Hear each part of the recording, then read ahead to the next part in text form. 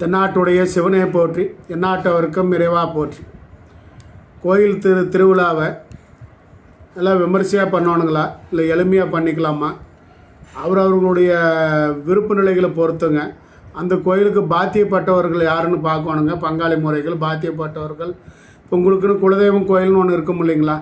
அந்த குலத்தை சார்ந்தவர்கள் எத்தனை பேர் அந்த இறைவனை வழிபாடு பண்ணுறாங்களோ அவர்களிடம் சென்று நிதி திரட்டி ஒரு விமர்சையாக பண்ணுறது நல்லதுங்க. இது வந்து நம்ம வாரம் பண்ண போகிறது இல்லைங்க, ஆண்டுக்கு ஒரு முறை பண்ண போகிறோம். அது பிறர் பார்த்து பெருமைக்குள்ள அளவுக்கு அந்த விமர்சையாக செய்வது நல்லதுங்க. எதுக்காக நம்ம செலவு பண்ணுறோம் இல்லைங்களா? ஸோ இறைவனுக்கு செலவு பண்ணி பாருங்கள். நீங்கள் பண்ண செலவுகளை அடுத்த ஆண்டுக்குள்ளே இருமடங்காக கொடுப்பாருங்க. அதனால் கூடுமான வரைக்கும் கொஞ்சம் விமர்சையாக செய்வது நல்லதுங்க. அப்படி இல்லை எங்களால் முடியல அப்படின்னும் போது இந்த வருடம் நாங்கள் வந்து கொஞ்சம் கம்மி செலவில் பண்ணுறோம். அடுத்த வருடம் நல்லா செய்ய எங்களுக்கு வசதி வாய்ப்பு கொடு இறைவா அப்படின்னு வேண்டி போட்டு செய்யுங்க. கண்டிப்பாக உங்களுக்கு கொடுப்பாருங்க. ஸோ அதனால் 2 வழியிலும் நீங்கள் வந்து பண்ணிக்கலாங்க.